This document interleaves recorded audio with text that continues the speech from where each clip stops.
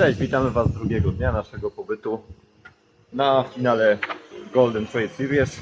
Dzisiaj po wczorajszym długim bieganiu na długiej trasie udajemy się na trasę prologu, którą robiliśmy już zaraz po naszym przylocie, jednak robiliśmy to po ciemku, więc dzisiaj zobaczymy ją też za dnia.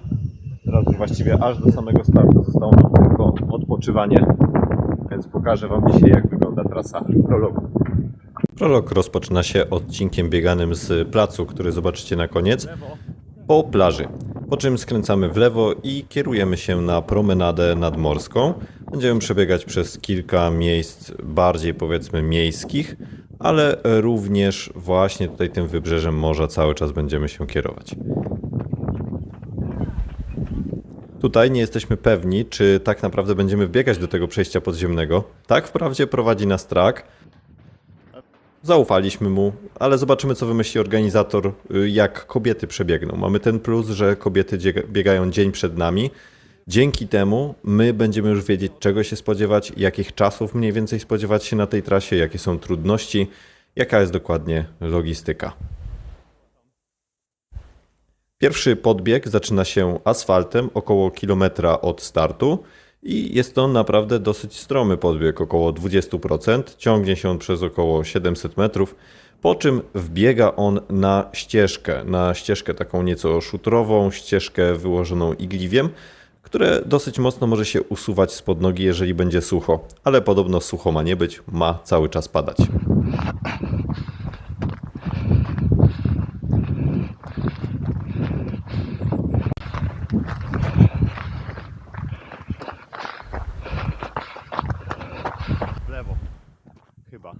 Jak widzicie, jest kilka miejsc, w których można się zgubić, jeżeli trasa nie byłaby oznaczona.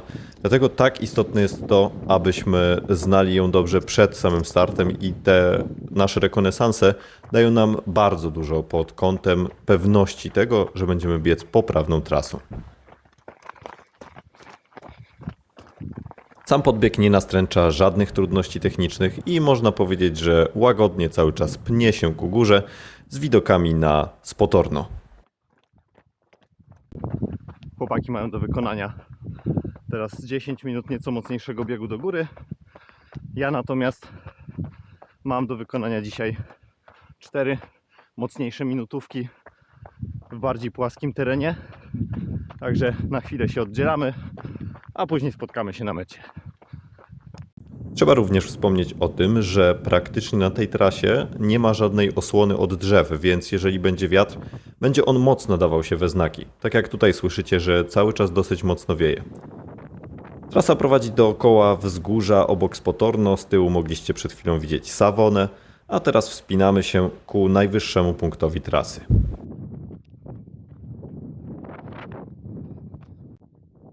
Tutaj odbywał się Puchar Świata w kolarstwie crossowym bądź kolarstwie górskim, nie jestem tego pewien. Był to najwyższy punkt trasy, a teraz zaczynamy zbieg. Widoki są, jak widzicie, przepiękne, chociaż ma lać na naszym starcie, więc tak naprawdę nie wiemy, jak to będzie wyglądać. Sam zbieg jest dosyć mocno kamienisty, w wielu miejscach trzeba szukać optymalnej ścieżki, ale jednocześnie nie należy on w pierwszej części do jakichś bardzo trudnych.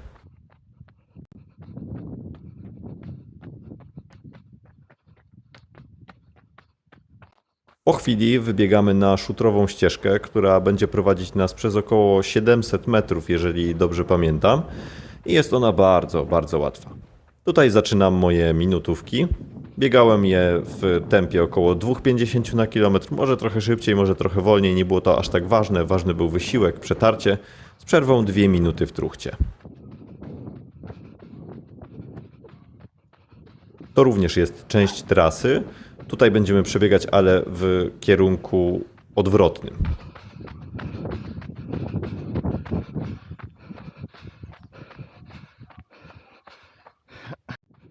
Tego typu pobudzenie przedstartowe jest u mnie kluczowe. Zazwyczaj sprawdza się ono świetnie u mnie na 72 bądź 48 godzin przed startem i dzięki temu czuję się znacznie bardziej dynamiczny w trakcie już samego głównego biegu.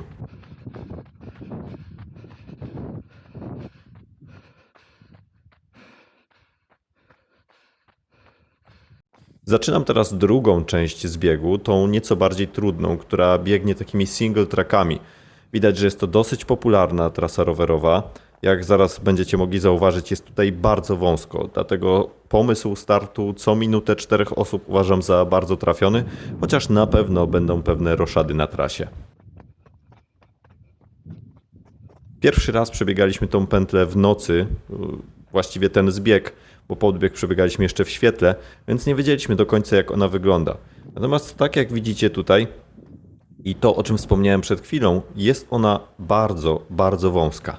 Kamera nie do końca to oddaje, ale podłoże jest kamieniste i nierówne, stąd też bardzo ważne jest stawianie nogi w odpowiedni sposób, w odpowiednim miejscu, a także szukanie optymalnej ścieżki przebiegnięcia, tak aby nie stracić za dużo na tym odcinku, ale by zyskiwać nad rywalami.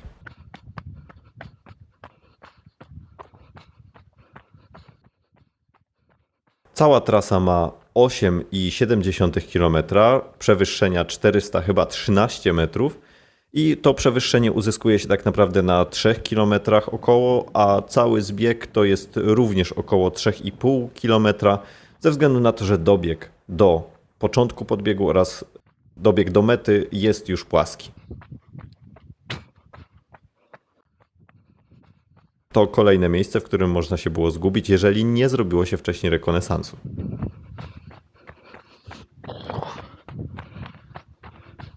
Myślę, że na tym etapie prologu nogi będą już dosyć mocno zmęczone, dlatego takie hopki, jak tutaj właśnie widzieliście, mogą okazać się kluczowe i zawodnicy mogą tracić tutaj tak naprawdę podłoże pod nogami, w sensie takim, że ta stabilność i wydolność nerwowo-mięśniowa nie będzie już tak wysoka. Na 1600 metrów do mety wbiegamy już na asfalt. Kierujemy się nim cały czas w dół, ten podbieg też jest dosyć stromy i wbiegamy w wąską uliczkę, która, uwaga, prowadzi nas do koryta rzeki. Tym korytem rzeki właśnie przebiegamy przez kilkaset metrów, później dobiegamy do mostu i kierujemy się już na lewo, na uliczkę równoległą do koryta rzeki, tak aby skończyć na placu, który zaraz zobaczycie. Trening zrobiony. Jak widzieliście, trasa prologu jest bardzo ciekawa. Zróżnicowana. Podbieg może nie jest jakiś bardzo ostry, ale szczerze mówiąc może się dać we znaki i ten techniczny, nieco dłuższy zbieg również. Także czekam na to z niecierpliwością. Biegało się bardzo dobrze. Zobaczymy, jak będzie dalej. A startować będziemy z tamtego placu, który jest za mną. Zbiegać po schodkach. No i właśnie początek, tak jak wcześniej widzieliście po tej plaży. Troszkę na samym początku myśleliśmy, że biegniemy inaczej. No to się okazało, że będziemy biec jednak ulicą ostatnią część korytem rzeki. Zobaczymy, jak to będzie, jak popada. Ale pierwsza część trasy będzie naprawdę ładna. Zobaczcie tylko.